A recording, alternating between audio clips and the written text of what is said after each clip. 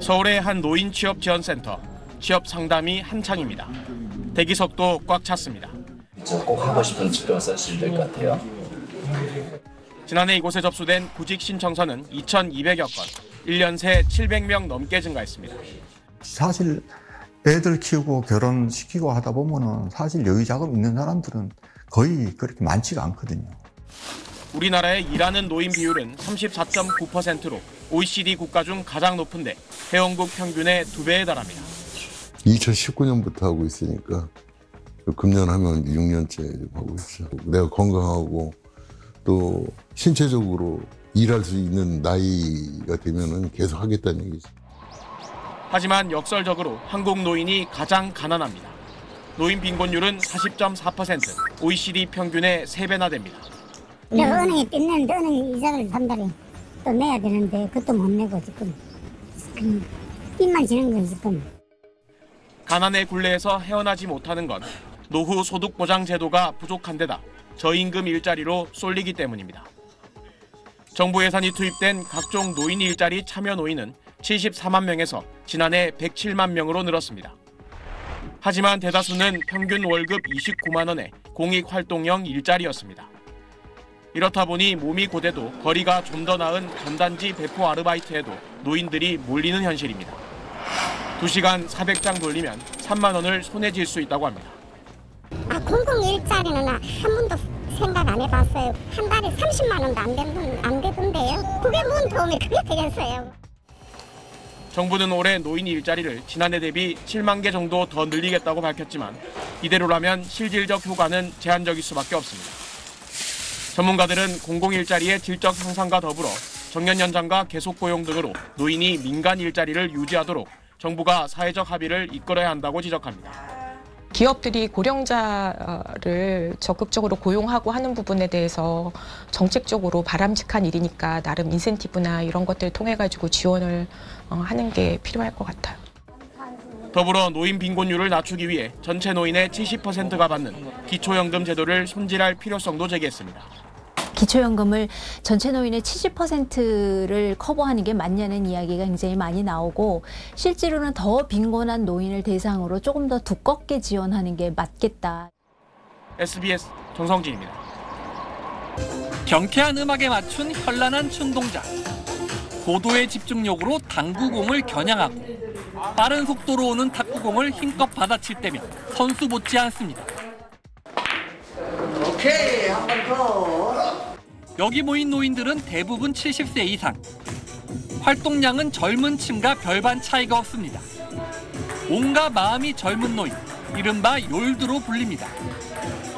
어르신 호칭이 어색하다며 노인 기준을 바꿔야 한다고 목소리를 높입니다. 몇 살부터 노인이라 생각하세요? 70세요. 65세 넘은 좋아요. 노인은 80세 넘어요. 현행 노인 기준인 65세는 1981년 정한 노인복지법 경로 5대 조항에 근거하고 있습니다. 당시 기대 수명은 66.7세였습니다. 지난해엔 84.3세로 17.6세나 늘어났지만 노인 연령은 44년째 그대로입니다. 노인 연령을 상향시킬 객관적인 상황은 형성되고 있다 이렇게 보여져요. 제도는 결국은 사회의 변화를 반영해서 계속 같이 움직여줘야지 되는 게 바람직해요. 현행 노인 기준은 65세로 통용되지만 법적 정의 규정이 없어 정책별 특성에 맞게 제각각입니다. 노령연금, 기초연금, 장기요양보험은 65세부터 가능하고 농지연금과 정년은 60세 이상, 주택연금은 55세 이상 등으로 구분돼 있습니다. 정부는 노인 기준 상향은 미룰 수 없는 상황이라며 올해 주요 업무 계획으로 삼았습니다. 복지 재정 절감도 이유 중 하나입니다.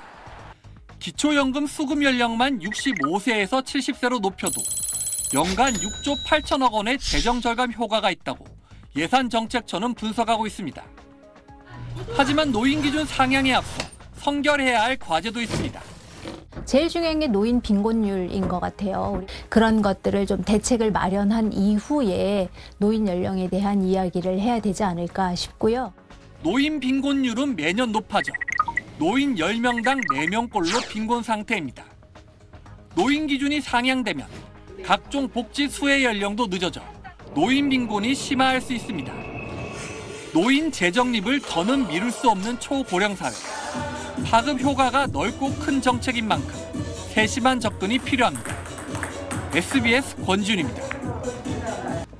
지난해 말에 유엔 기준 노인 인구 비중 20%인 초고령 사회에 도달한 건데요. 65세란 나이가 전 세계에서 가장 보편적으로 쓰이는 기준 연령이긴 하지만 요즘 60대 중후반 분들 뵈면 외형적으로나 말씀하시는 거나 전혀 노인이란 생각 안 들 때가 많습니다. 심지어는 70대인 분들도 지하철에서 자리 양보해주면 자존심 상한다고 하시더라고요. 그리고 이 평균 수명도 많이 늘어났죠. 그래서 여기에 맞춰서 노인 나이도 늘려야 한다는 주장은 이미 국내에서 10여 년 전부터 나왔습니다. 2016년 정부가 제3차 저출산 고령사회 기본계획에 기준 연령 상향 방안을 담고 또 2019년에도 당시 보건복지부 장관이 70세로 단계적으로 올리는 것에 대한 사회적 논의를 해봐야 한다는 목소리를 내기도 했고요. 최근엔 작년 10월 대한노인회장이 노인 연령을 75세로 상향하자고 정부에 공식 제안하자 한덕수 국무총리가 그럴 필요가 있다고 화답하기도 했습니다.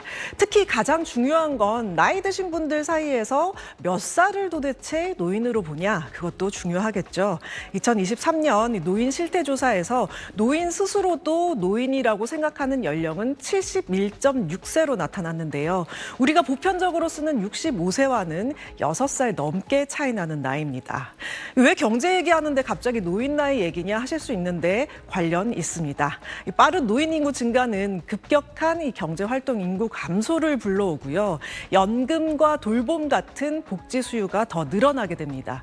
말 그대로 노인 나이를 낮게 낮춰잡아서 노인 수 늘려놔봤자 일할 사람은 줄고 해야 할 돈은 많이 든다는 얘기죠. 노인 기준 연령을 둘러싼 해묵은 논란이지만 의미 있는 통계가 나와서 들고 나와봤습니다.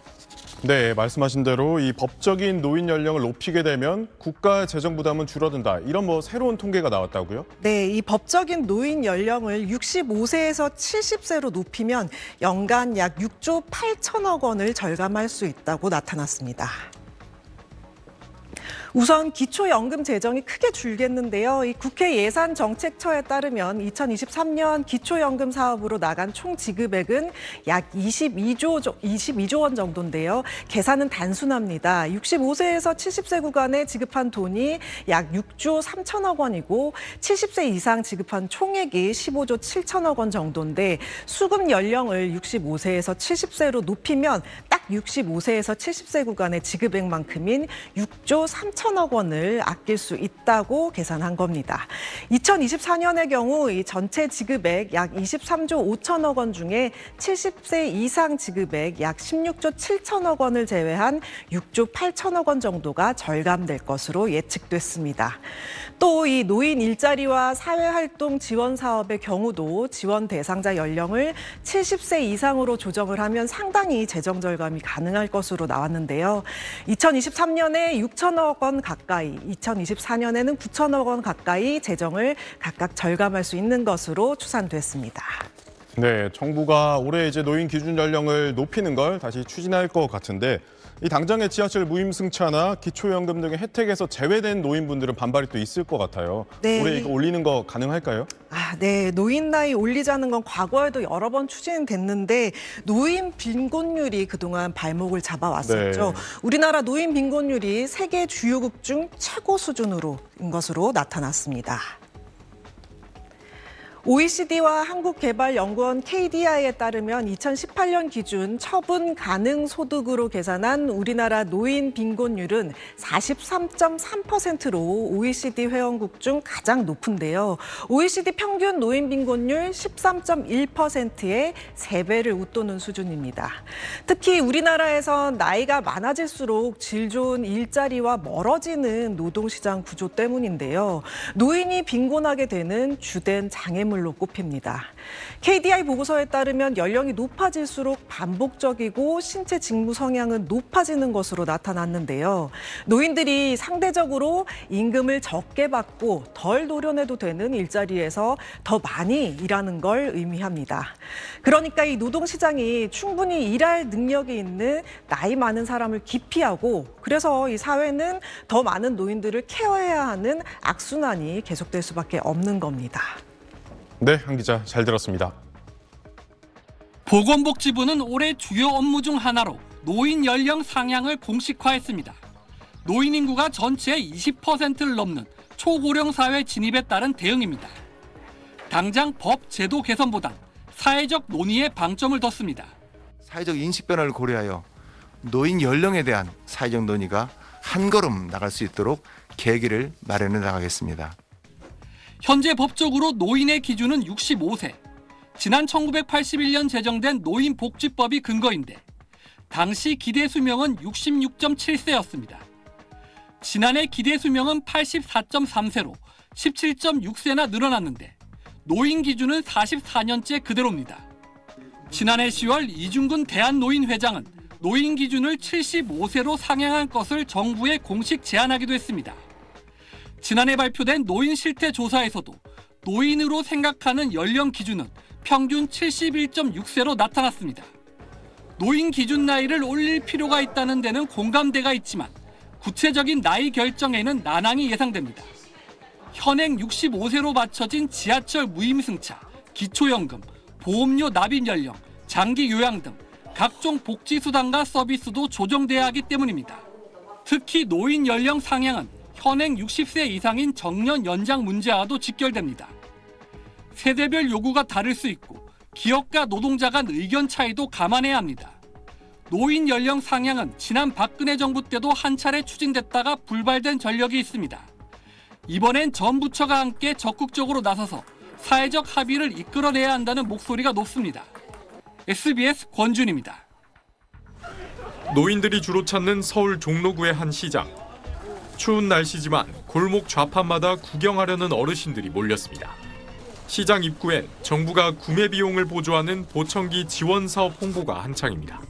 젊은 사람들이 거의 없고 노령화 시대 되다 보니까 많이 이렇게 오시는 것 같고 모임 장소를 여기로 해서 오셔가지고 식사도 하시고. 65세 이상 인구 비율은 어제 기준 초고령 사회 기준인 20%를 처음 넘었습니다. 인구 5명 중 1명이 노인인 셈입니다. 수도권보다 비수도권의 노인 비율이 4.68%포인트 더 높았습니다. 전체 인구에서 노인 인구가 차지하는 비율은 가파르게 늘고 있습니다. 10%에서 15%가 되는 데는 11년 걸렸지만 15%에서 20%까지는 절반 정도밖에 걸리지 않았습니다. 이 추세대로면 불과 15년 뒤 오는 2040년엔 노인 인구 비율이 40%에 달할 전망입니다. 노인 인구가 많아지면 경제활동 인구가 줄고 연금과 복지 수요는 늘어납니다. OECD 평균의 3배에 달할 만큼 우리나라 노인 빈곤율은 세계 최고 수준. 전문가들은 법정 정년 연장 등으로 일자리를 만들어주는 게 시급하다고 말합니다. 조금 더 일하면서 돈을 벌 수 있는 그런 기회 구조를 만드는 게 필요하다고 보거든요. 건강으로 인해서 의료비가 많이 지출이 되는데 그런 문제도 해결할 수 있기 때문에 돌봄 수요 증가와 세대 갈등 심화 등도 해결해야 할 문제로 꼽힙니다. 인구 전담 부처 설치 등을 통해 보다 근본적이고 체계적인 대책 마련이 시급합니다. 저출산과 고령화 문제를 전담할 인구전략기획부는 내년 3월 출범 예정이었지만 비상계엄과 탄핵 사태 여파로 추진이 멈춰서 있습니다. SBS 김덕현입니다.